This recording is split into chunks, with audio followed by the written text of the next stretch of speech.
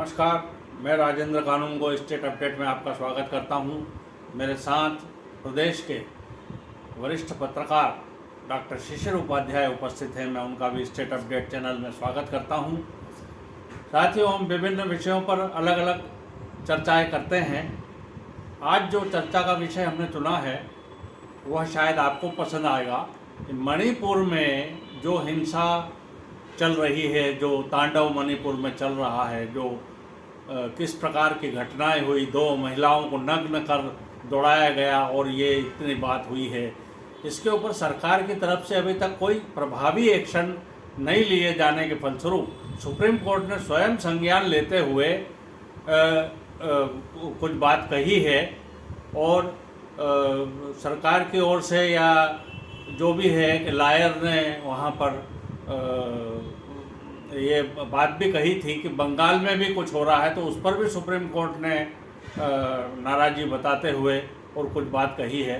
तो मैं डॉक्टर शिशिर उपाध्याय साहब से मैं अनुरोध करता हूं कि वो कुछ प्रकाश डालें कि क्या घटनाक्रम क्या है पूरा सुप्रीम कोर्ट का। नमस्कार जी। क्योंकि जिस तरीके से सर आपने अभी हमारे दर्शकों को बताया, पूरा देश आहत है। जो हो रहा है वह पूरे देश में कल्पना से परे है। एक हमारे ही देश का एक हिस्सा और जातिगत संघर्ष में चल रहा है और मई से ये चल रहा था। मई, जून, जुलाई, ये 3 महीने के आसपास हो रहे हैं और 3 महीने से वो जल रहा है और उस पर राजनीतिक रोटियां सेकी जा रही हैं।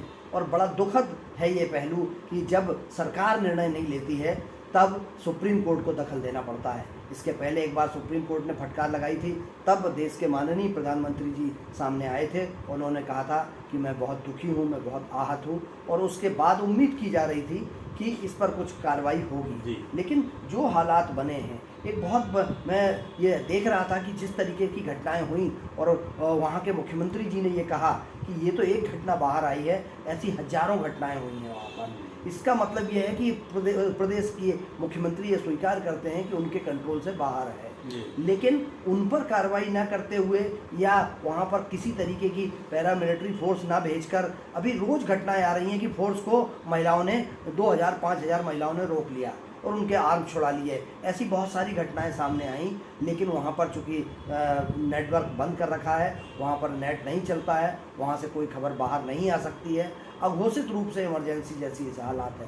लेकिन क्या हमारे देश में, अपने देश में गृह युद्ध की नौबत आ रही है? और एक और घटना जो हमें अफसोस होता है, बहुत पहले हमने एक वीडियो देखा था जिसमें देश के माननीय प्रधानमंत्री जी ये कह रहे थे कि देश में, केंद्र में मनमोहन सिंह जी की सरकार है और मणिपुर में राज्य सरकार भी कांग्रेस की है, और उसके बाद अगर मणिपुर चल रहा है तो जिम्मेदार कौन है? जिम्मेदार क्या केंद्र सरकार नहीं है? क्या राज्य सरकार नहीं है? ये बात उस समय माननीय देश के अब जो वर्तमान में प्रधानमंत्री हैं, उस समय वो गुजरात के मुख्यमंत्री हुआ करते थे और उन्होंने ये बात कही थी। ऐसा चैनलों पर आ रहा था।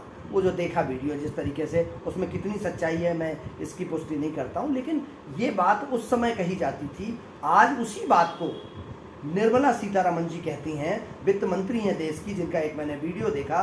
दुखद है ये कि सत्ताधारी दल को फ्रंट पर आके जवाब देना चाहिए। विपक्ष तो राजनीतिक रोटियां सेकेगा, विपक्ष तो आरोप लगाएगा, लेकिन निर्मला सीतारमण जी कह रही हैं कि जब मनमोहन सिंह जी की सरकार थी तब भी तो ऐसा होता था। मतलब आप जब होता था तो अब भी हो रहा है, तो कोई दिक्कत की बात नहीं। फिर तुम्हें उस समय आरोप लगाने का हक कहाँ था? और आज तुम भी वही कर रहे हो, तो बदलाव की आवश्यकता क्या है? बंगाल को बीच में ला रहे हैं। बंगाल को आप किसी भी देश में हो रहा है, बिल्कुल किसी भी देश में सर, जिस तरीके की घटनाएं हो रही हैं, ये आहत करने वाली हैं, मानवीय संवेदनाओं से भरी हुई हैं, सभ्यता के खिलाफ हैं। लेकिन उसको ये कहना कि बंगाल में भी तो हो रहा है, तो आप बंगाल के बारे में क्यों नहीं बोलते हैं? ये बोलना बहुत ही गलत है। और ये सिर्फ इसकी टोपी उसके सर, इसकी टोपी इसके सर। जनता जल रही है, जनता मर रही है और नेता अपनी राजनीतिक रोटियां सेक रहे हैं। मुझे बड़ा अफसोस होता है कि जिस तरीके के बयान आ रहे हैं उसमें सुधार की बात नहीं की जा रही है। मैं ये कह रहा था कि अभी सदन, मतलब लोकसभा और राज्यसभा चल रही है, दोनों सदन चल रहे हैं और सदन में शोरगुल हो रहा है, विपक्ष काम है, और इस बीच में सरकार जो जरूरी उसके कामकाज के बिल हैं वो पास करती चली जा रही है।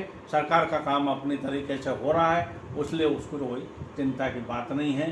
क्या ऐसा तो नहीं है कि विपक्ष और पक्ष दोनों मिले हुए हैं कि भाई आप हल्ला करते रहो और हम अपना काम करते रहे, ऐसी कोई बात तो नहीं नजर आती। बिल्कुल, दोनों दलों की, दोनों ही, बल्कि हर दल अपनी राजनीतिक रोटियां, मेरी कॉलर तेरी कॉलर से, मेरी शर्ट तेरी शर्ट से ज़्यादा सफ़ेद है, लेकिन जो दाग लगे हैं तो ये कहते हैं कि तुम्हारे में 15 दाग लगे हैं, मेरे में 17 लगे हैं। ये बात कहकर आप जस्टिफाई करते हो, ये बहुत घोर निंदनीय है। किसी भी राजनीतिक दल को ये हक नहीं है कि वो ये कहे कि उस समय ऐसा होता था तो अब क्यों, अब हो रहा है तो क्या परेशानी है। तो तुम भी नाकारा थे और ये भी नाकारा हैं, तो इसका मतलब ये हुआ कि तुम दोनों दल राजनीति में सत्ता संभालने लायक नहीं हो, क्योंकि बीच में बंगाल आ जाता है, बीच में राजस्थान आ जाता है, बीच में गुजरात आ जाता है, बीच में छत्तीसगढ़ आ जाता है। ये बात, मणिपुर की कोई भी राजनीतिक दल गंभीरता से बात नहीं कर रहा है। और सत्ताधारी दल, कल मैंने जिन लोगों के इंटरव्यू देखे, उनका कहना है कि हमारे देश के माननीय गृह मंत्री जी तत्काल वहाँ पहुँचे और जाकर वहाँ पर रुके। वो बिल्कुल रुके, अच्छी बात है, इतना गंभीर होना चाहिए, संवेदनशील है हमारे देश के गृह मंत्री जी। लेकिन उसके बाद क्या हुआ, उस पर क्या सुधार हुआ, इस पर जो प्रयास कर रहे हैं, अगर सत्ताधारी दल ये देश को बताता जाए तो उससे जिस तरीके से विपक्ष उस पर राजनीति कर रहा है उस पर कंट्रोल लगेगा। और मुझे ऐसा लगता है कि उनको ये बताना चाहिए कि हमने ये कार्रवाई की, तुष्टीकरण की। एक तरफ से अगर आप मान लीजिए सेना को भी उतारना पड़ता है, मुझे याद है इंदिरा गांधी ने एक बार सेना भेज के मणिपुर में, ये जातिगत संघर्ष बहुत पहले से चल रहा है, तो अगर इसको रोका गया था तो अभी क्यों नहीं कड़ाई की जा सकती। जब पंजाब का आतंकवाद खत्म किया जा सकता है, नक्सलों पर कंट्रोल किया जा सकता है, तो ये जातिगत संघर्ष, मैती और इन लोगों का, दोनों का संघर्ष क्यों नहीं रोका जा सकता। अब ऐसा लग रहा है डॉक्टर साहब कि सुप्रीम कोर्ट को ही हर चीज़ में बीच में आना पड़ेगा, क्योंकि सरकार जो है वो अपने राजनीतिक हितों को देखते हुए ही निर्णय लेती है।